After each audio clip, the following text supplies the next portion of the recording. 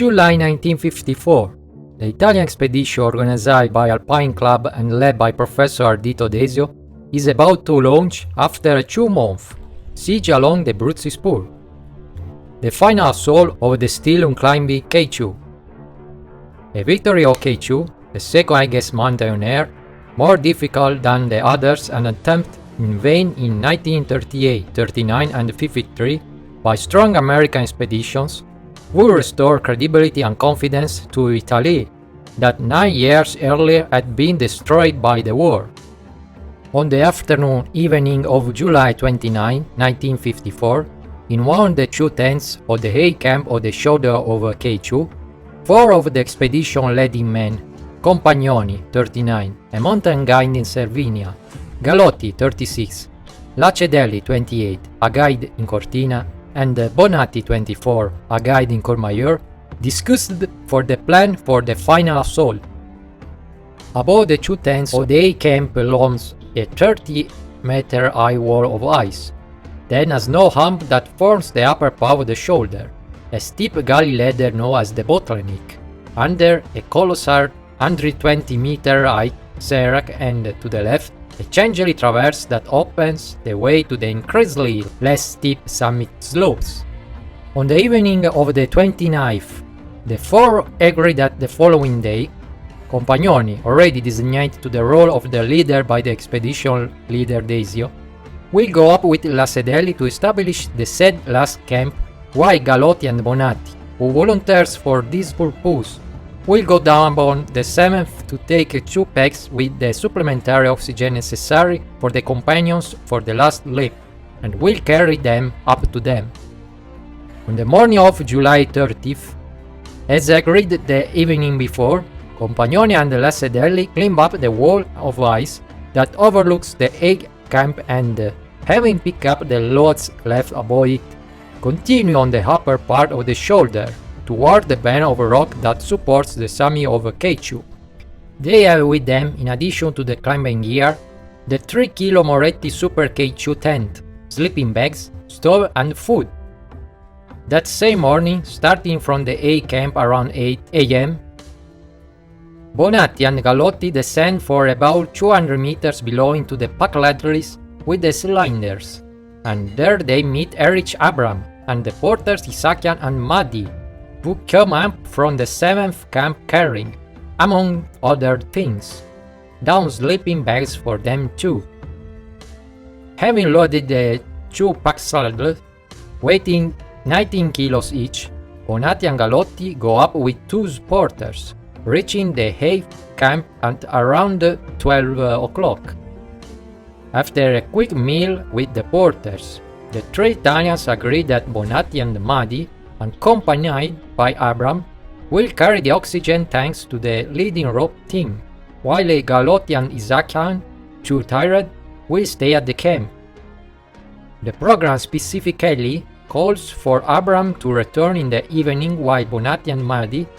if they don't have time to return to this base, will have to make shift arrangements and spend the night huddled together as best they can in the tent together with Lacedelli and the Compagnoni.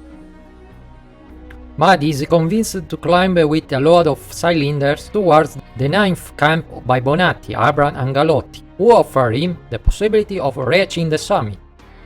The porter is equipped with the high altitude clothing found on the spot, but keeps his boots because there is not an extra pair for the special footwear supplied to each member of the expedition. Bonatti, Abram and Mahdi therefore leave the A camp at 3:30 p.m. with only, in addition to the pack saddles, a rope, a pair of carabiners and the equipment for the cylinders. At 4:30 p.m. they pass the upper edge of the ice wall and continue towards the band of rocks on the tracks traced by the morning by Compagnoni and Lacedelli. Compagnoni and Lacedelli have in the meantime passed at the upper part of the shoulder the altitude of 7,950 meters, at which, according to Bonatti, it was agreed to place the 9th camp. Compagnoni, on the other hand, is convinced that they must climb as high as possible and acts according to this conviction. The two then continue almost to the mouth of the bottleneck, inclined at 45 degrees, that is, up about 8,100 meters. Here, the exposure to possible collapses on the enormous Hengi Serac and to potential avalanches from the bottleneck, clogged with the fresh snow in which one sinks up to the chest, in evidence, so Compagnoni decide to move to the left, on the rocky ridge outside their line of fall. In the 2004, in the book, Lacedelli recalls having protested that traversing to the left would have been more dangerous than stopping where they had arrived and of having followed Compagnoni. However, hunting himself from the rope that united them only because he insisted. Compagnoni writes that placing the ninth camp where he and Lacedelli had arrived at the start of the traverse on the left meant exposing him to the risk of collapses from the mountain of ice that protruded threateningly above the gully, above the bottleneck, and that he and his companion therefore looked for a safer place to spend the night, heading towards the crest they could see on the left, outside the line of fall of the Serac. Bonatti has instead maintained since 1985 that Compagnoni wanted to hide the ninth camp from him on 30 July, or at least place it out of his reach, because he feared he would be replaced by him on the 31st in the final assault. The evidence brought by Bonatti to support this thesis in the exhaustion he noticed in Compagnoni on the evening on the 29th, and the phrase not reported or confirmed by the three others present that Compagnoni himself said to him, "If tomorrow you are also in good shape up there at the ninth camp, maybe you will take the place of one of you too."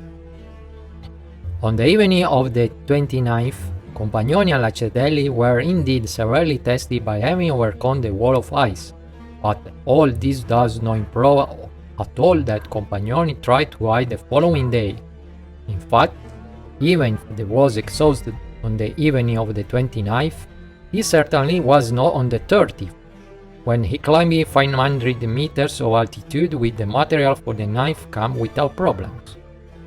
The facts narrated by the protagonists, net of Bonatti's suppositions, indicate that Compagnoni climbed the 8,100 meters because he believed he had to get as high as possible, and that he went to place the ninth camp outside the line of ascent to avoid the possible collapses of the large Serac. Proceeding to the left of the slope of snow and ice and overcoming difficult slopes, Compagnoni and Lacedelli arrived at around 3 p.m. on the rocky ridge, indicated by Desio as an alternative route to the summit, about 100 meters as the crow flies from the start of the traverse, the seat of Bonatti and Maddi's next bivouac. On the rocky ridge the two instead find a small saddle capable of housing the tent. It's a very precarious place, not flat but slightly slopey, but it's the only possible for the last camp, and, having finished setting it up, Compagnoni and Lacedelli entered the super K2 tent to shelter from the evening cold.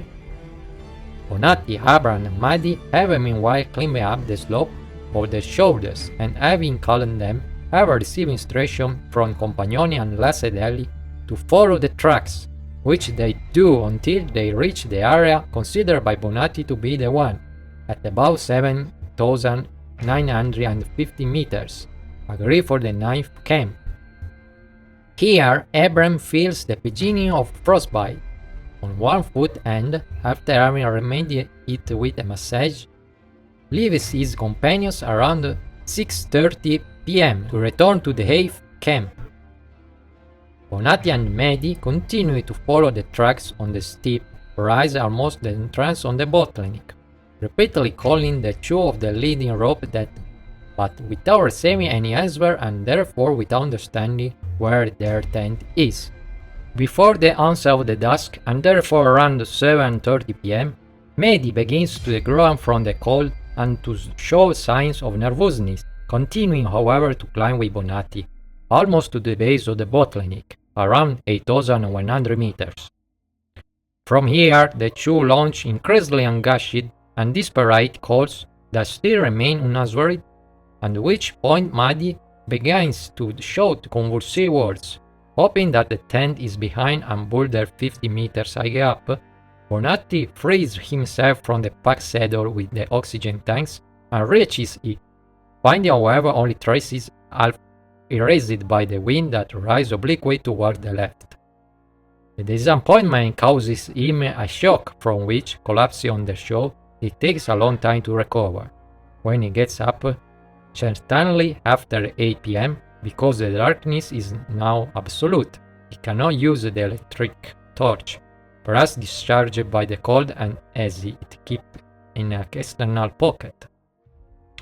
Returning to the porter, who in the meantime lets out impressive screams, while still calling his companions, Bonatti watches with terror as Maddie moves staggering on the steep slope as it out of his mind, though falling only because, like him, he sinks into the snow. When he manages to overcome the crisis, he realizes that he's made a dig on 1 meter by 60 centimeters sufficient to squat into. Maddie, who in the meantime has calmed down, welcomes to the prospect of sitting with him. Even if not resigned to spending the night out in the open, Bonatti calls his companions again, and when it's about 9:30 p.m., on the crest to the left, under the large bound for rocks to the light of a torch, finally comes on, he signals his presence and asks why there has been no response up to that point.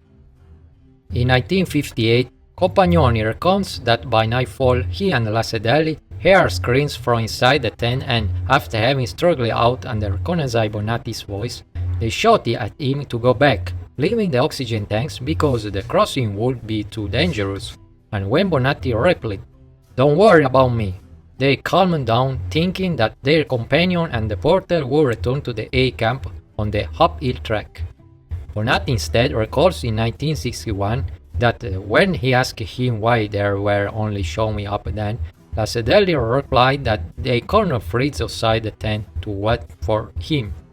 That Lassedelli himself, after asking him if he had oxygen with him, told him to leave it there and go down. Finally, that he, Bonatti, explained that there would be no problems for himself, but that Maddie was out of his mind. In 2004, Lassedelli, confirming that he was the only one who spoke with Bonatti, wrote that the latter asked for light to Ascent, and that he replied not to try because it would be dangerous and to return instead to the Hafe camp, leaving the cylinders. When the torch went out, Maddie was seized by a second crisis, and after having shouted at Compagnoni and Lassedelli, he tried twice to descend towards the Hafe camp, being held back by Bonatti, who convinced him again to sit next to him. After waiting in vain for his companions to repair and calling them again in vain, Bonatti sets up camp in the open with Maddie at 8,100 meters in the freezing cold of a completely clear night, and worsened after a few hours by a sudden snowstorm that only subsides shortly before dawn. But why did Bonatti push himself up there with the cylinders? On July 30th, Bonatti and Maddie reached around 6:30 p.m., climbing 300 meters of altitude difference in 3 hours on the tracks of his companions. The point of the shoulder, of K2, at 8,000 meters, where he believed that according to the plan of the previous evening, Compagnoni and Lassedelli should have placed the ninth camp, and, since they were not there, he climbed again on their tracks looking for them and calling them for another 200 meters, in the light of sunset for more than a 1 hour and half, and he stayed in the darkness after 8 p.m. until reaching the base of the bottleneck at around 8,100 meters, finally receiving an answer there around 9:30 p.m. The program agreed a few hours early with Abram and Galotti, envisaged that he would return to the Hafe camp if he had not managed to reach his companions, which entailed him identifying the moment in which it would become necessary to descend to avoid the risk of the cold and darkness. Bonatti should therefore have assessed the opportunity to descend the good time when Maddy began the complaint about the call at half past 7 p.m., or at the latest when the porter began to shout out convulsive words at around 8 p.m. Instead, he again, according to his story, didn't consider this necessity at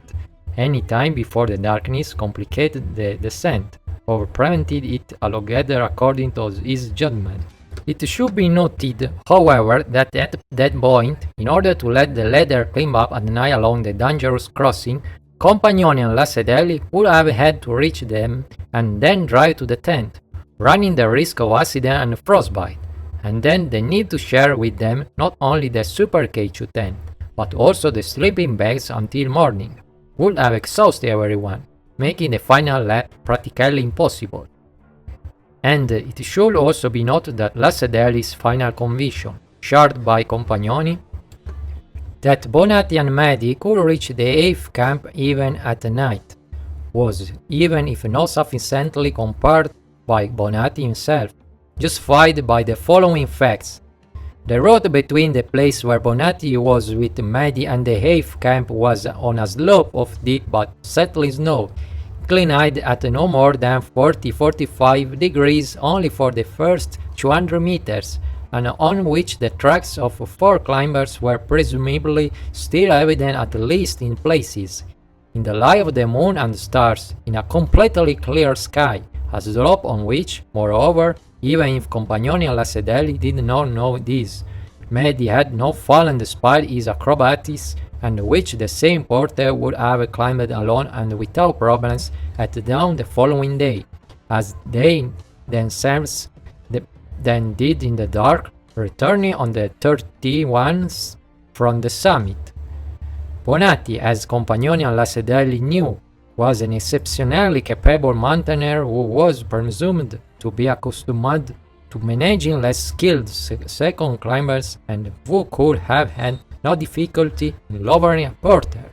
even in the dark, no matter how hesitant he was, and who actually wanted to get down, using the usual poor maneuvers of a 200 meters snow slope with no particular obstacles. At dawn, on July 31, however, Maddy descends alone to the 8th camp, arriving with his extremities affected by the frost. He will then suffer heavy amputations, remaining seriously disabled, which will raise a wave of anti-Italian indignation in Pakistani public opinion. Bonatti descends shortly after, arriving at the 8th camp in completely intact conditions. On the same morning of the 31st, Compagnoni and Lassedelli abandoned the 9th camp, descending to the cylinders that Bonatti has taken care to make visible on the slope by cleaning them on the night snow. Having left the backpacks with the now useless material on seat and which they will load up on the return, having put on the pack saddles and using supplementary oxygen, they take the bottle, initially climbing along the difficult rocks to their left and then entering the gully clothed with snow. The two reach a small crest on the left, then bumps on increasingly harder snow and at 6 p.m. the summit of K2. After half an hour of photos, they leave the pack saddle with the empty cylinders on the summit and descend in the twilight, arriving at the 8th camp at 12 p.m. Abram, Bonatti, Compagnoni, Galotti and Lassedelli descend on August 1 from the 8th to the 4th camp at 6,400 meters, where they spend the night. From here, while the other members of the expedition also descend, Abram, Compagnoni and Lassedelli return on August 2 directly to the base camp, where Bonatti and Galotti join them on the 3rd after a final overnight stay at Camp 1. The Italian sets were used expedition have repeatedly fallen as a favorable influence on the international image of the country, which draws strength from it on the road to the reconstruction. Particular, there is no evidence that Bonatti and or Lassedelli then constant Compagnoni, or noted down for themselves or reported to others that criticisms and suspicions about his choices that they then advanced against him.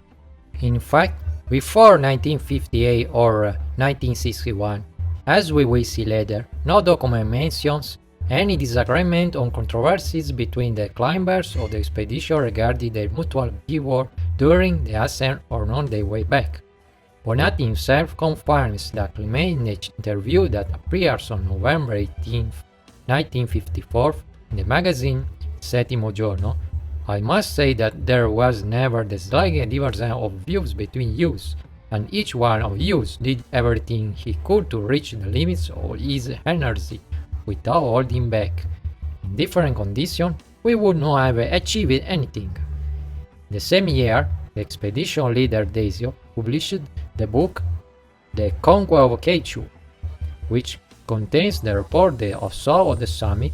written and signed in the first person by Compagnoni and Lascelles.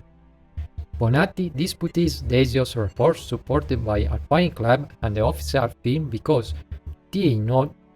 give due importance to his commitment in bringing the oxygen to the leading rope team for the final lap. In 1955, Bonatti insisted with a letter signed by almost all the members of the expedition, but in vain. In 1958, Compagnoni published the book Men on K2, confirming the report to Desio but writing this time that Bonatti, together with Medi, preferred to spend the night there, digging a hole in the snow and exposing himself to a risk more serious that represented by the descent towards the A camp. In the chapter K2, The Last Camps, on the book My Mountains of the 1961,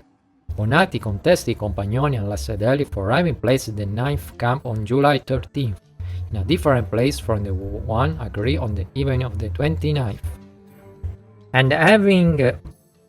been forced by this with Medi to bivouac. In 1964, journalist Nino Giglio insinuated in the Nuova Gazzetta of Turin that Bonatti used part of the oxygen intended for the two on the summit during the bivouac, but, sued for defamation, he was forced to retract. While the dispute continued in mountaineering circles and the media around the world, Bonatti confirmed the accusation in the other writings,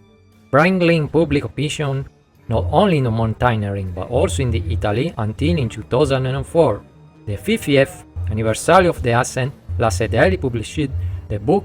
K2, The Price of the Conqueror with journalist Senacchi. In it, while insisting on the end of the oxygen before the summit, the climber from Pets states that he too had suspected at the time, although without being certain and without ever contested it with his companion on the summit, that Compagnoni had moved the 9th camp from the established place so as not to be reached and replaced by Bonatti. Immediately before, the commission the three wise men, appointed by Alpine Club, and composed for Fosco Maraini, Alberto Monticone and Luigi Zanzi, examined the issue, concluding that the 9th camp was in fact arbitrarily moved to a point unreachable by Bonatti, that he was forced to bivouac in the open with Medi due to an inexplicable lack of communication, and that Compagnoni and Lascelles used the oxygen all the way to the summit, contrary to what they themselves stated. This conclusion, shared on May 22, 2004 by the Central Council of the Alpine Club and reported in the book published by the K in 2007, K2 A Finished Story, do not completely satisfy Bonatti but substantially confirm the accusation that they made to his companions, of having hidden to avoid being reached, of having exposed him to the mortal risk of bivouacking in the open air above 8,000 meters and of having lied about the end of supplementary oxygen. Italian foreign journalists, Sicilian writers, Montali and otherwise intervened in the controversy seen on the warming film first with Bonatti's version and then with the report on the three wise men and the aforementioned condemnation of Compagnoni and Lascelles by the Alpine Club. One of the rare exceptions is the English journalist and documentary maker Mike Conner-Free, who, in his 2015 book Ghost of K2, published in Italy in 2016 with the anonymous title On the Summit, absolves Compagnoni and Lascelles from the accusation of having lied about the end of oxygen by carrying out an accurate analysis of the historical data and the images on the summit. Conner-Free concludes by recognizing that the members of the 1954 Italian expedition moved on K2 to the maximum of their capabilities and observing that the events of the final assault took place at an altitude around 8,000 meters, characteristic of the Himalayan giants. in which it's easy to make mistakes and blow up during the action, any plan however detailed, and from which unclear memories are often reported. As mentioned, the controversy did not arise in the last camps of K2 or on the mountain or during the return to Italy or immediately after, but was started and then explained from 1961 and even more so from 1985. As for the reason that those who were protagonists and victims of that controversy may have had to raise it and insist on it, we can only advance suppositions that are no longer verifiable today. Who was right? We will probably never know, or more likely there is 50% truth in everything that happened, on both sides. Thank you for watching and see you next video.